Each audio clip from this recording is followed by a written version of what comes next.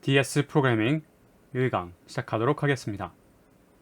이 강에 사용되는 다음과 같은 이름의 파일들은 다 동일한 파일입니다.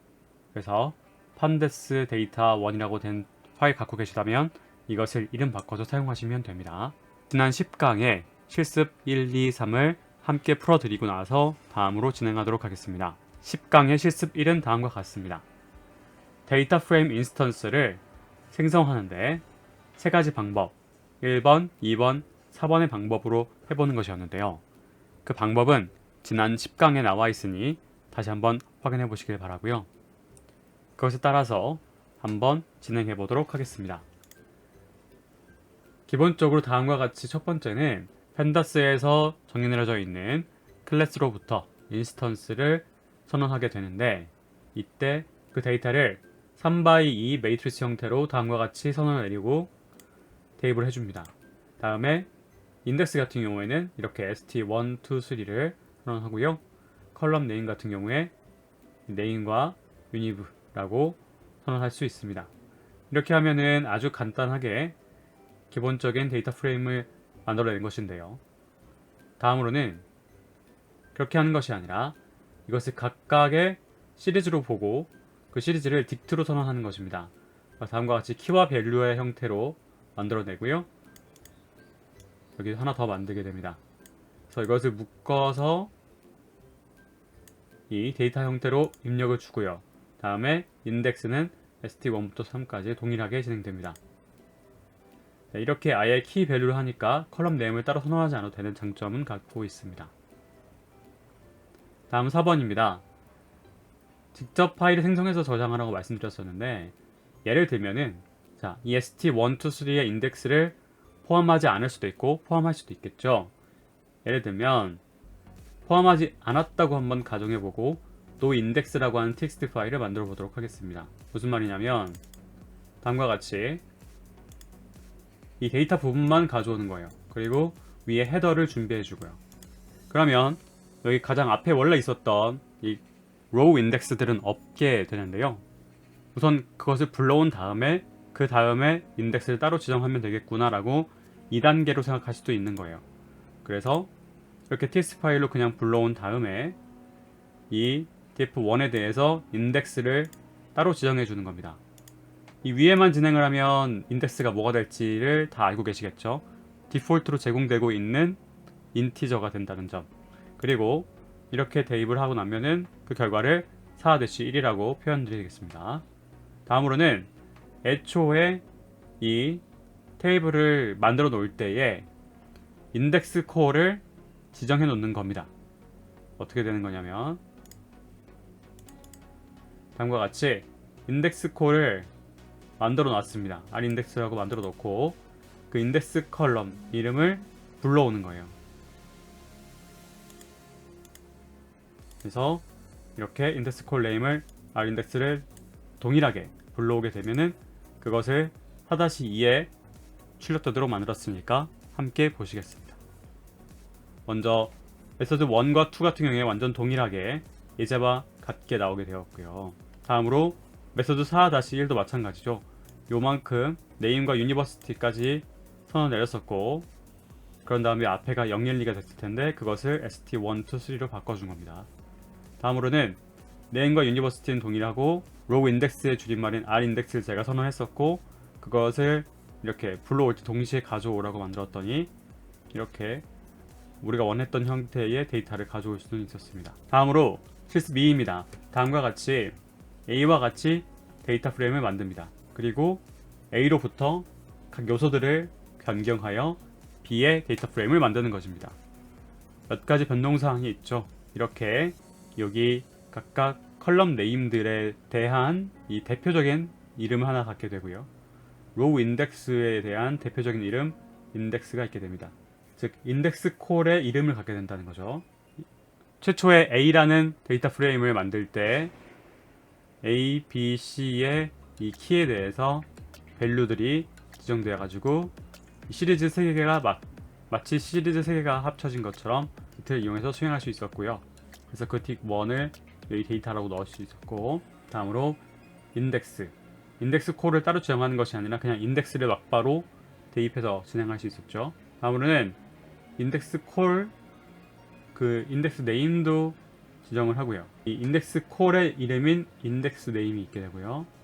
다음에 이 컬럼들에 각각 정보를 갖고 있는 컬럼 네임에 대해서 다음과 같이 이 데이터 각각의 컬럼을 의미하는 대표적인 이름들 A, B, C의 이름을 모아서 컬럼 네임이라고 하게 되는데, 그래서 이 컬럼 네임이 지정되는 것을 볼 수가 있습니다. 결과 다음과 같이 A가 잘 만들어졌고요, B도 잘 만들어진 것을 볼 수가 있습니다. 실습 3 시작하도록 하겠습니다. 펜더스 리드 테이블을 이용해서 시험 및 추석 점수를 읽어서 다음을 출력하는 것인데요. 이름을 인덱스로 선택해서 읽어옵니다.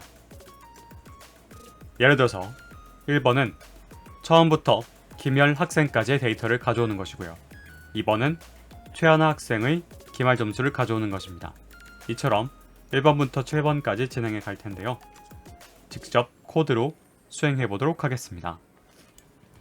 먼저 tf1을 다음과 같이 정의내립니다.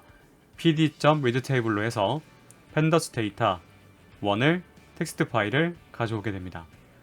그리고 그때 index name은 없는 것으로 진행을 했고요. 이 텍스트 파일로부터 이름이라고 하는 index name만 사라지고 나머지가 나와져 있습니다. 자, 여기서 df1.log 하고 처음으로부터 김열이라고 하는 이름까지 라고 명령을 내려주면 첫 번째로 처음으로부터 김열이라고 하는 이름까지 가게 됩니다.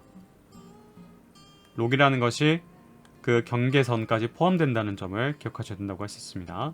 다음으로 최하나 학생의 그리고 길말 점수를 가져오도록 되어 있습니다. 자, 어떤 방식인지 기억하시죠? 최하나라고 하는 데이터로부터 기말이라고 하는 컬럼 네임을 선언해주면 가져올 수 있게 됩니다. 기말 점수는 39가 되겠죠? 그래서 이 39라는 데이터가 나오게 되었습니다. 다음으로 김다섯 학생의 모든 정보를 가져오게 되는 건데요. 시리즈로 갖고 올 수 있다 라고 되어 있어요. 그래서 df1.log 해서 이렇게 이름만 가져오게 되면은 이제 해당되는 행의 정보가 시리즈에 담겨서 불러와지게 됩니다. 그런데 그렇지 않고 이렇게 스퀘어 브래켓을 2번 해주게 되면은 데이터 프레임 형태로 불러와지게 되고요. 그 다음에 이 데이터 프레임에 대해서 d타입을 확인하고 싶을 때는 이렇게 .d타입으로 확인을 할 수가 있게 됩니다. dtypes라는 점 잊지 마시고요. 그래서 3을 한번 가보게 되면요, 이렇게 진행이 되죠. 그래서 24 이런 식으로 쭉쭉 다 되고 끝에 d타입까지 확인을 했습니다. 오브젝트라는 사실을 말이죠. 4번입니다. 처음부터 7명까지 라고 되어 있죠. 그러면 제가 이것을 할 때 여기 숫자는 이제 여기 미만이라고 생각하라고 말씀드린 적이 있었는데, 이렇게 0부터 6까지 7명의 데이터셋을 가져오게 되겠죠. 그리고 그 하위 항목으로 록을 또 진행을 해서 학년 정보를 이제 가져오게 되고, 전체 데이터이면서 행 개념으로 봤을 때는 전체 데이터이고 열로서는 학년 정보를 가져오게 되는 거죠. 그 다음에 간소화도 가능합니다. 무슨 말이냐? iLog 같은 경우에는 인티저 로케이션 같은 경우에는 이제 간소화가 안 되는데, 이 log 같은 경우에는 간소화가 상당 부분 되어 있습니다. 그래서 전체 데이터를 가져오는 건 너무 당연한 거니까 이것도 생략이 가능하고요. 다음에 이렇게 log이라고 하는 부분도 .log이라는 부분도 여기서는 삭제가 되고 이렇게 진행이 가능합니다. 한번 같이 볼게요. 그래서 이 김둘이라고 하는 정보로부터 김열까지 7명의 데이터가 가져와졌고, 다음에 이렇게 데이터, 학년 데이터가 잘 나와서 1학년부터 3학년까지 정보가 잘 나왔습니다. 두 번째도 역시나 생략되었지만 위와 동일한 데이터가 불러와졌습니다. 다음으로 5번입니다. 마지막 7명까지 학년 정보를 가져오는 것인데요. 데이터 프레임으로 가져오고 다음에 간소화 버전도 한번 해보는 건데요. 네, 이런 식으로 아까와 거의 동일하죠. 마이너스 7 끝에서부터 7명 이렇게 할 수 있고요. 다음에 전체 데이터 전체 행을 가져온다 라는 뜻에서 록 뒤에 이렇게 진행해도 되는데, 만약 생략하고 싶을 때에는 이런 식으로 진행을 할 수가 있습니다. 자, 앞서서 다른 정보는 무엇이었나요? 앞서서는 시리즈였기 때문에 이렇게 스퀘어 브래켓이 하나였는데 여기는 스퀘어 브래켓이 두 개라는 점입니다. 데이터 프레임을 그대로 가져오고 싶었기 때문이죠. 다음으로는 6번입니다. 이 6, 최 9 학생의 중간부터 추적 정보를 가져오고 싶습니다. 그리고 중간이란 이름을 가진 곳부터 출석이란 데까지를 이렇게 표현할 수 있게 됐고, 그 앞에 이름도 마찬가지로 이렇게 표현할 수가 있죠. 그래서 이렇게 가져올 수 있었습니다. 다음으로 마지막 5명에 대한 학생의 출석 과제 점수를 가져오고 싶었습니다. 그래서 다음과 같이 테일이라는 함수를 쓰면 마지막 5명이니까요. 이렇게 진행이 됐고, 뒤에 아예 생략이 가능하다고 했었죠. 요 각각 시리즈처럼 불러올 수 있기 때문에 출석과 과제를 가져올 때 이렇게 진행을 하면 된다는 것이었습니다.